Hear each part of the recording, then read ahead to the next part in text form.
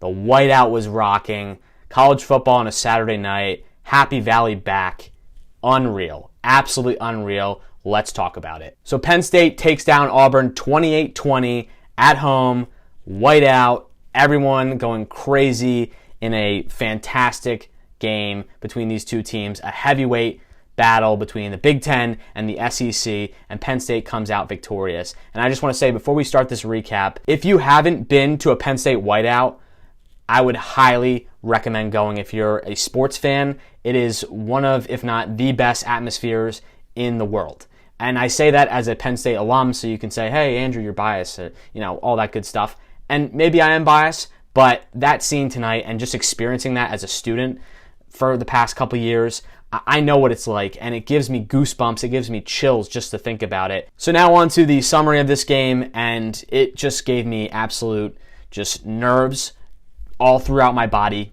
I was just in shambles throughout this game because it was back and forth, and it was every time that Penn State had an answer, Auburn came right back and was able to, respond. And that made it fun. There was times where Penn State had an opportunity to put Auburn away, but they didn't quit, and I give them a ton of credit. I know that they've faced environments similar to this, like in the SEC, but, they held their own in a raucous crowd, I think over 109,000.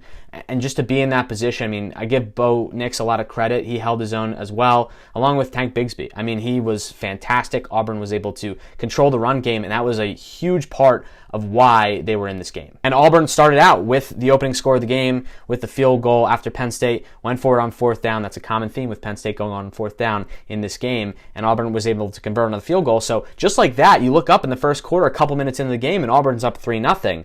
And Penn State, as we talked about earlier, was able to respond. Sean Clifford, best game of his career. I will say it right now without a shadow of a doubt. You look at the numbers, they're great, but not only that, he was able to be efficient. He was able to hit all of his receivers. There were a couple balls high that Jahan Dotson made incredible catches because he's Jahan Dotson, and he's a fantastic player and is going to go on to have an excellent career in the NFL and is going to have a great season this year as long as he stays healthy, knock on wood. But, he just was fantastic. Let's look at his numbers here, actually, while we're here. 28 of 32, 280 yards, 2 touchdowns, a pick at the end of the first half, which was a pick, but, it was kind of just a lofted ball and he got hit. So, it's an interception, but those numbers are incredible. 28 of 32, which is, I think, I'd have to look back at the stats, has to be his best efficient passing game in terms of completion. And also he ran for 16 yards as well. He had a couple of decent runs as,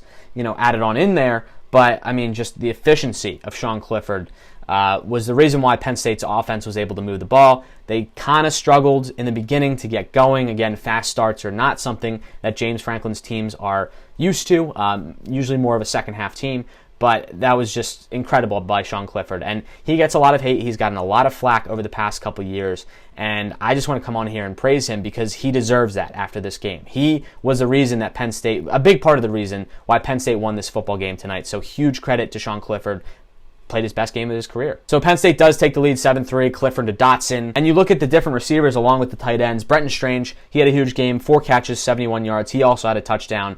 Who else? Parker Washington, 8 catches, 49 yards. So he was able to spread the ball out to guys like those 3. And then Theo Johnson had a big catch, 37 yards. Keandre Lambert-Smith, 4 catches, 27 yards. He got involved early in the game and then kind of really wasn't there in the second half. But overall, Tyler Warren had that 22-yard catch on that fake play that Jahan Dotson threw to him, and then John Lovett had an 18-yard catch on a screen play. So he was able to distribute it to different receivers, and I think that that's a key for Penn State's offense moving forward. They kind of struggled to run the ball. Noah Cain, looking at his stats here, 19 carries, 45 yards, a touchdown.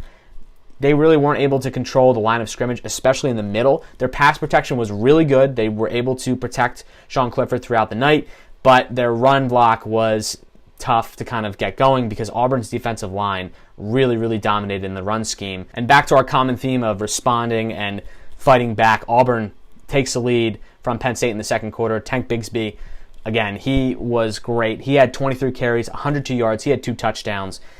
They were able to run the ball efficiently, and Penn State wasn't able to really get any pressure in the run, and that was a problem throughout the night, and Auburn exposed that. So Tank scores for Auburn. He's a great runner for them. He's a good back. They have two good backs. Jarquez Hunter, 9 carries, 63 yards. He hurdled Joey Porter in the fourth quarter. That kind of reminded me a little bit of Saquon Barkley, who was at Beaver Stadium that night. So maybe he did that because Saquon was there. I don't know. But both talented backs. So Bo Nix has some weapons there.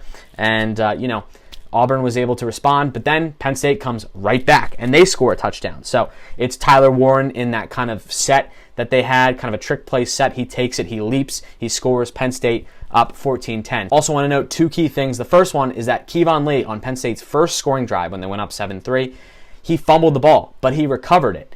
And that was huge because if he loses the ball there, Auburn has a chance to go up multiple scores, I believe, at that point. So, just a huge kind of lucky bounce for Penn State. They did end up turning the ball over once. That was their first turnover of the year.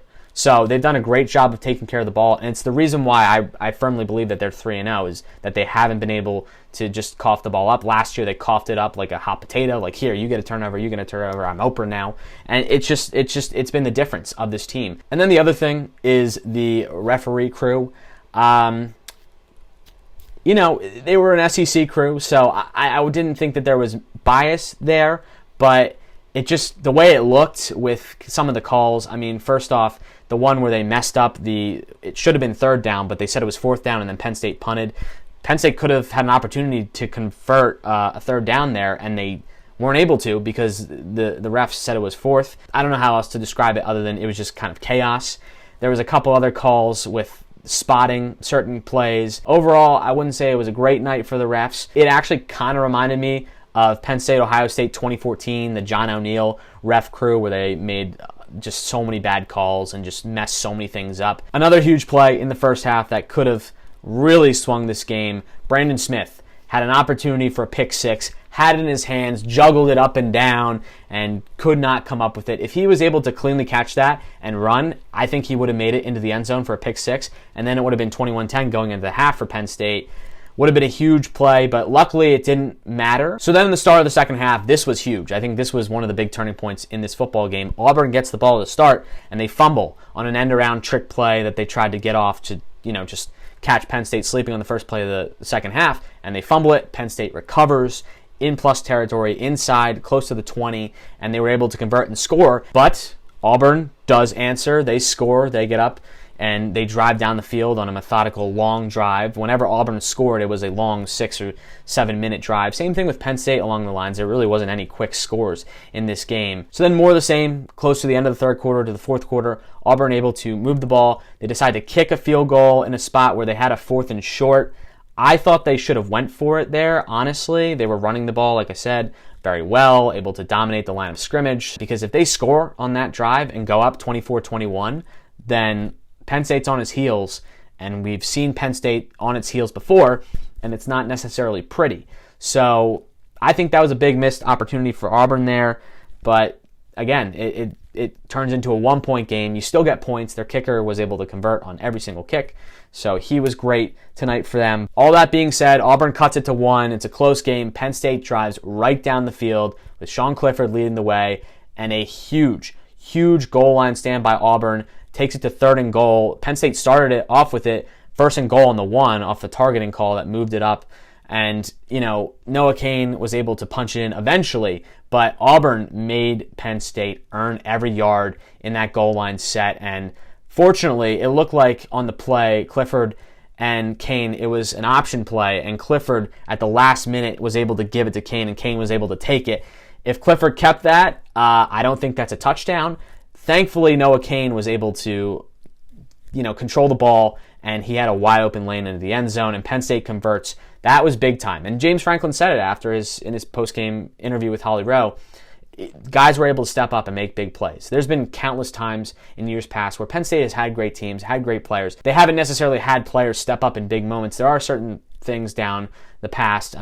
Off the top of my head, Trace McSorley to Juwan Johnson at the last moment of the game against Iowa. But there's totally moments. But I don't think consistently they've done that, and that's what winning teams do. When it's winning time, when it's those last couple minutes of the quarter in the game, you need guys to step up and make plays and have that confidence and that big-time mantra. And they did. They had that, and they were able to get it done. So they go up 8, but Auburn's not done yet. They drive right back down the field, and they have an opportunity against the Penn State defense, but they decide on a play call where they have it 4th and goal from, I think, around the 3. Bo Nix throws a fade route to the right corner of the end zone. Jaquan Brisker's covering, and I just don't agree with that call again. I think that they should have tried an option play, either have Nix keep it or give it off to Tank Bigsby, who's gashed Penn State all game long. It is what it is, and Jaquan Brisker was able to have good coverage on the ball. Penn State able to kill a lot of time off the clock, but Auburn gets the ball back, and they bring it down inside the Penn State 30 with the last play of the game, and Nix throws it. It's broken up by who else but Jaquan Brisker, who's been in every big moment for Penn State so far this season in 3 games in. And Penn State able to hold on in a wild back-and-forth game. I mean, this one lived up to the hype with the Big Ten SEC matchup.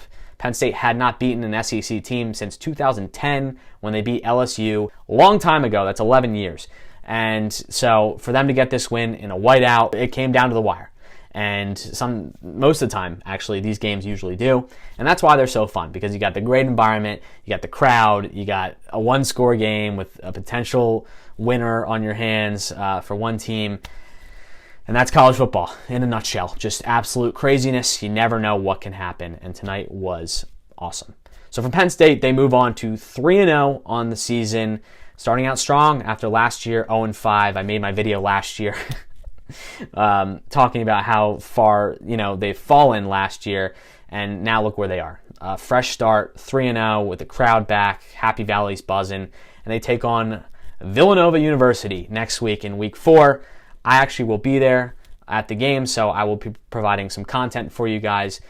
So keep up with me on that. I don't plan on doing these types of videos necessarily every week for Penn State, but I will try and do them as much as I can, along with the Eagles stuff, Philly stuff. Phillies are back, by the way.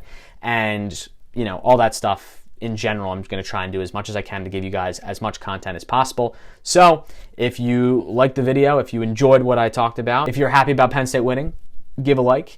Comment down below what you thought of this game. Even if you're a football fan in general, Auburn fan, comment down below what you thought of this game, the referee situation, all that stuff, the environment, the whiteout. Let me know down below. I want to hear it. And if you're new and you like the content, maybe consider subscribing. Trying to grow the channel and trying to hit 400 subscribers by the end of the year. That's the goal. So trying to hit that. But other than that, guys, that'll be it for me. I'll catch you on the next video. Appreciate the support as always, and I'm out. Peace out, everyone.